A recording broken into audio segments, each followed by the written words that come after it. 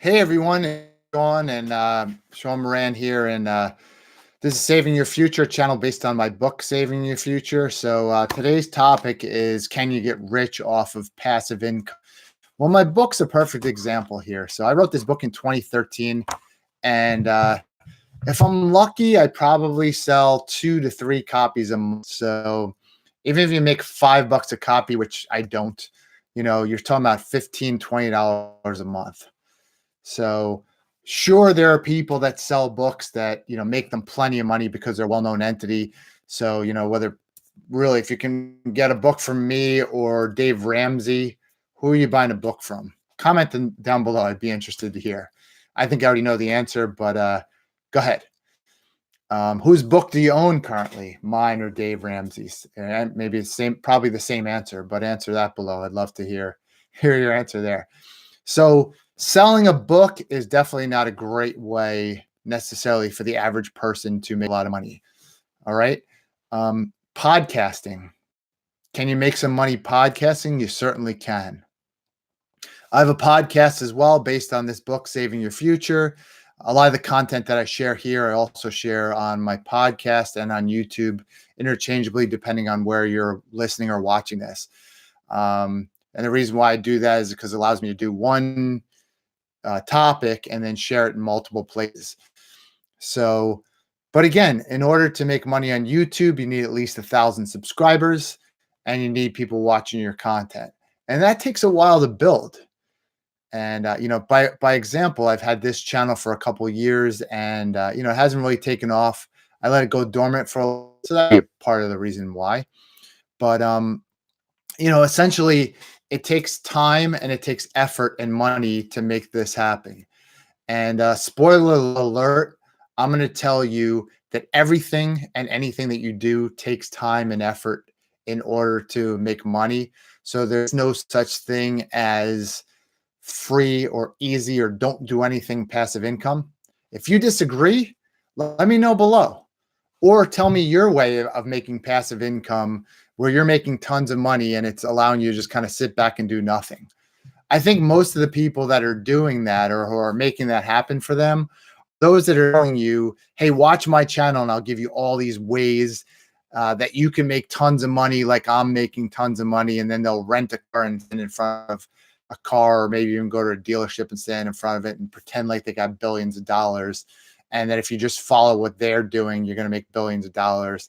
And the average person's full of baloney. I'll just say that nicely. So other ways you can make money. Affiliate marketing, right? So you can do that also. And on my other channel, Sean's DIY and Reviews, I'll do that on a lot of my videos. So basically on that channel, and I'll link that channel in the description, I actually just review products that I have around the house, mostly electronics, but also do-it-yourself projects and things like that I do. And I'll tell you where to get particular things that I'm looking at or the tools to make it happen, that kind of thing. And I could put affiliate links to those products in my description. And then if people click on them, I'll make some money. How much? Not much, $7, $8, $10 a month. Of course that's growing and it's going to get better. But again, it takes time for me to review a product. It takes time for me to edit the video. It takes time for me to upload the video. And when you put all that work into it, it's surely not passive. Definitely takes time to make that happen. I think probably the easiest, or if you know what you're doing, the easiest way to make passive income would probably be trading stocks. But then you have to understand the stock market. You have to understand what you're investing in. You got to know what you're doing. Even then, what you'll need to do is you need to set a stock purchase and then come back and look at it, monitor it day in and day out.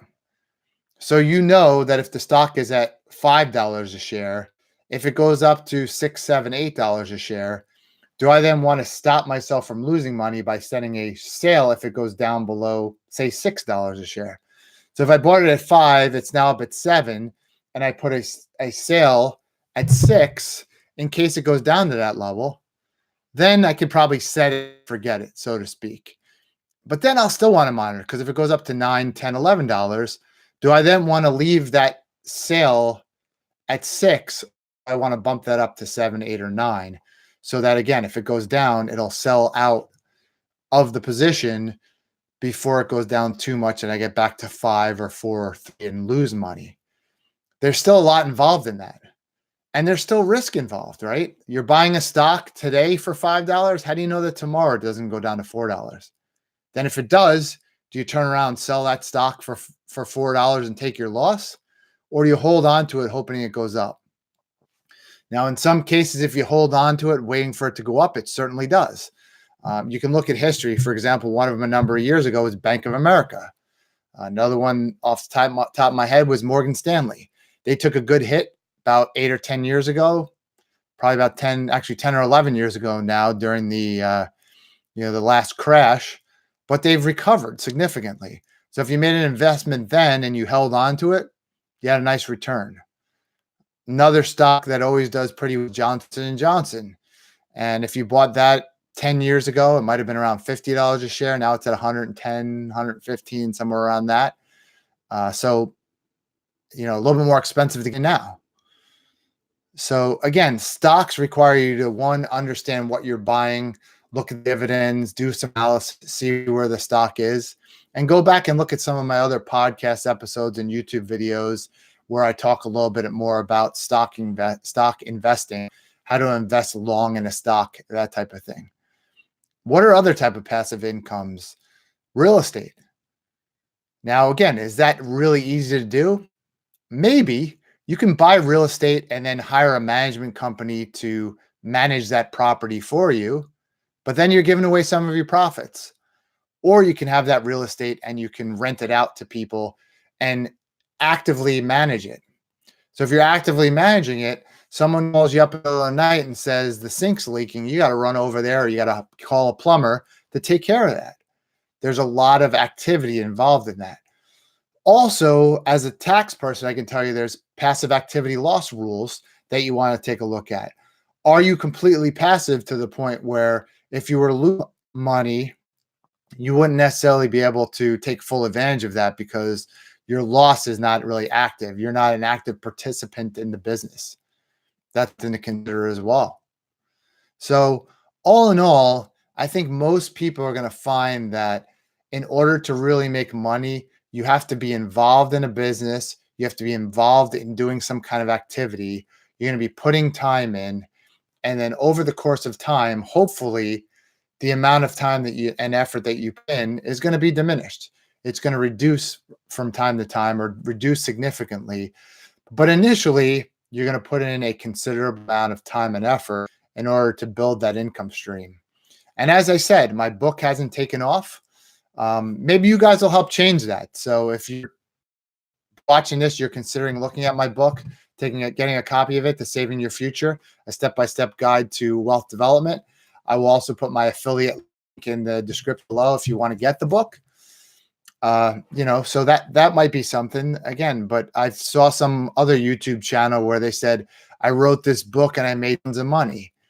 Well, if you market it, if you put in a lot of hours, if you go and you do talks and, at the events that you're doing, you tell people about the book and you say, hey, I have it here for sale, or you're doing videos or you're posting out on social media all the time and you're doing what you can to market it, or you hire a company. The problem with all those hiring other people to do things is, one, they'll take a part of your profit, but two, a lot of times what will happen is you're going to end up paying people whether you profit or not. So they might say, you're going to owe me $1,000 for doing this activity for you in order to promote your book, your website, your whatever it is. And whether you make $1,000 or not, you have to pay them. So let's say I hire a company and they're going to market my book for $1,000, and their efforts, they do the best they can. They do everything they should do, pay them their $1,000, and it results in book sales of $800. Well, it actually cost me $200 to do that. So is it worth it? Probably not. So I'd love to hear your passive income stories. I'd love to hear how passive income's worked for you. And again, I don't want to knock anybody. I don't want to say naysayer and say don't do it. I'm doing it myself. There's other sites too as well where you can, get Upside, for example, where just asking other people to buy gas and use this app will make you some money. So look for a couple other ideas as I think about them. I'll put them in the comments section below as well so that you can take a look at some of these other ideas. But again, I think affiliate marketing, if you put a lot of time and effort into it, can make you some money. But again, there's no such thing as passive income where you're just going to really do nothing. You're just going to put in a few hours or an hour or 15 minutes or just ride somebody else's success into millions of dollars for you. If that's what you're looking for, then somebody has a program to sell you that's just going to leave you dry. So hopefully you don't fall for any of those scams. But if you have, if you heard of a scam, you say that's a bunch of whatever. I'd love to hear about the scam you heard about as well. So let me know. Let me know in the comments below, and give it a thumbs up if you learned something, and definitely consider subscribing because I'd like to see more subscribers so I can provide additional content to people as I continue to learn more and more and grow in my personal finance growth. I'll be able to share even more with you, and I hope that you're along for the ride to learn it as we go. So thanks so much. Subscribe. We'll see you in the next episode.